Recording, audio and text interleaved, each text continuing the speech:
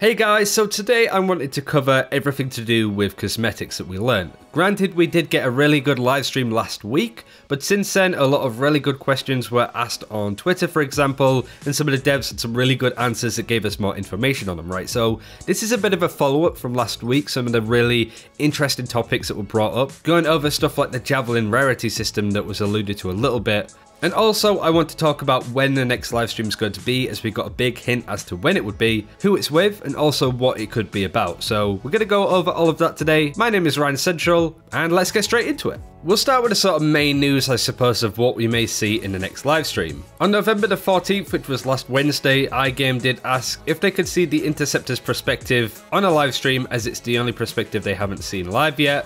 Ben Irving says the next gameplay one will be. We aren't showing gameplay tomorrow. So the cosmetics livestream that we've all seen at this point.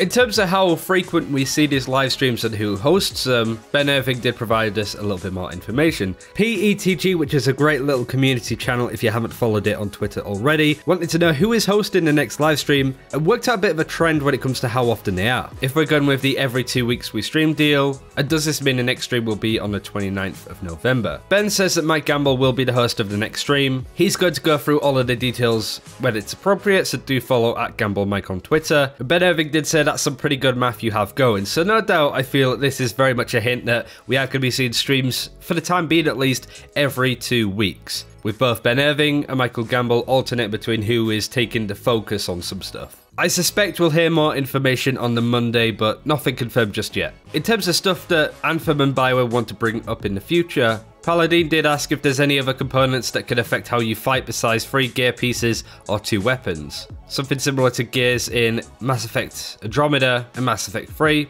Ben Irving says, yes, we'll talk about this soon, TM. We've heard bits and pieces around stuff like gems and maybe enchanting elements in Anthem, but nothing confirmed just yet, but it does feel like they're going to be talking about that sometime soon. We still don't have an awful lot of information on how actual gear loadouts work. For example, what weapons and abilities you can have and how you have progression to get better gear along the way. It's still a big area that I feel needs answering sooner rather than later, but I think most of us can wait. Can you tell us about future plans of clans, crafting, and possible trading for crafting? Ben says more on future stuff later, so we have a good idea at least when the next stream is going to be, who's going to be in charge of it, and a couple of talking points that have been brought up on what we expect to see. So next Thursday, in a week's time from this video going out, we will probably see some Interceptor stuff, but not quite confirmed, but looking likely. Now I want to talk about launch editions of the game, but before that I did want to show off 2 images, one of which was what Ben Irving was doing on, I think 2 weeks ago on the weekend, playing Anthem on an ultra wide monitor, and then you have this picture which was taken for the thumbnail too, of this gross little creature. I think they were trying to make a really ugly Colossus skin,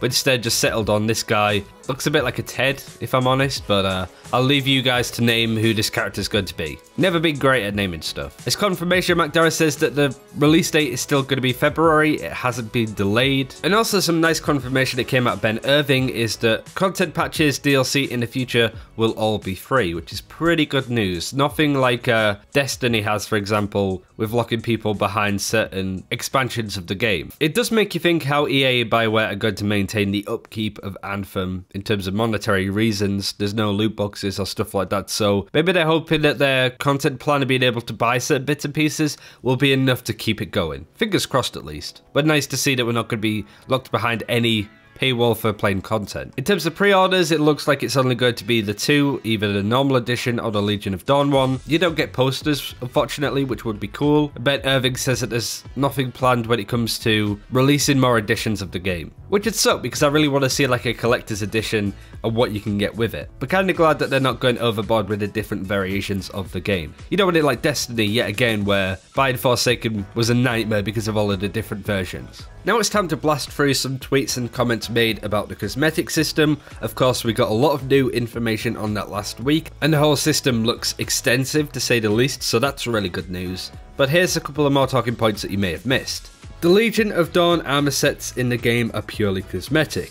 The only way that you can get this armor set is by pre-ordering the normal edition, which would give you the Rangers version of the Legion of Dawn gear set, or if you get the Legion of Dawn edition of the game, which is about $20 more expensive, which gives you the armor set for all Javellin, Storm, Colossus, Interceptor and Ranger. They look pretty good, certainly worth it if you're interested in having that vanity gear, but this is the only way you can get this gear, do bear that in mind. Will the Javellin customization only consist of colour changes and full body kit swapping, or will individual sections be able to be changed, such as arms, legs, helms, etc.? Max says you can colour different sections. This is a really interesting question. So if you play via the Origin Access Premier, which means that you get the game a full week earlier, and then unsubscribe from that and buy a regular edition of the game, can you keep your characters even though you no longer have the Legion of the Dawn edition? Max says yes, you will keep your characters. I don't think you keep the Legion of Dawn gear though, which is fair and makes sense. The only way that you can get the game a full week earlier is getting the Origin Access Premier, even if you pre-order the Legion of Dawn edition, which is about $60 to $70 or so. If you paid $15 a month for Access Premier, that is the only way to get it, which is a bit weird, but we'll talk about that some other day. There's a system in place that I think you guys could do to save a bit of money to get the game early and to not get caught out by anything like this. This is real interesting and something that passed me by too. In the top right of the screen you can see something that says Common Ranger with loadouts and different variations. Jordan wanted to know what the hell this is. And Ben Irving says it represents a rarity of your Javellin. There is some work in progress there, so I don't really want to talk through it right now. Smiley face.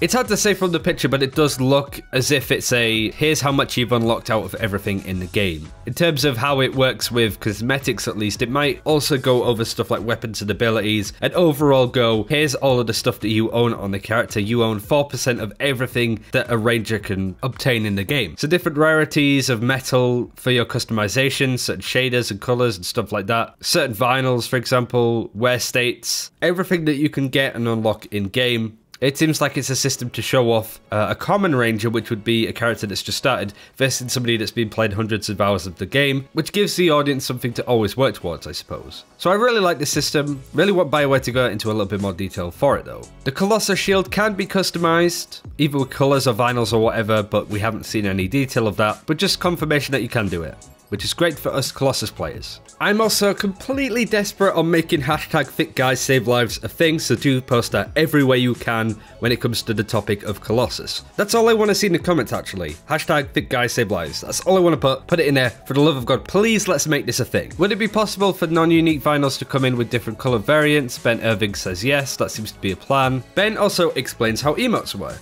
You have 3 emotes that you can equip at one time, and you cycle through them with the D-pad going left and right, and then you press down to actually use that emote. You can sort of see it if you're watching the live streams, but not too much attention was drawn to it, so it might be subject to change. Ben Irving also says that they might add more than 3, but considering looking at some of the emotes, I just want to run all of them at the same time. Not all together at the same time, that just looked weird, but you know what I mean. Are customization options all available at launch? If not, what is available? Ben Irving says we didn't go into any of that yet, and they said that they were refusing to, so really interesting. Probably don't want to highlight that some of this stuff is going to be behind a paywall, but everything that you can get will be earnable in game, so don't worry about EA doing any monetization stuff. Whatever will be available in terms of customization options, you can all get apart from the Legion of Dawn edition. That I need to make clear. Everything else you can earn in game, you probably can buy it to speed up the process though. This is a really interesting question. Jordan asked, are the cosmetic loadouts separate from the gear loadouts? This would allow a quick visual change-ups without having to take all of the loadout slots with one equipment setup. Ben Irving says they are the same, so a gear loadout is the same as a cosmetics loadout. How much of each you change is up to you. So for example, if you wanted to build a fire elemental based storm, you could have red cosmetics built up to make him look, you know, all fiery and molten, I suppose. But if you want to change to a different loadout that had different abilities, you would change the color.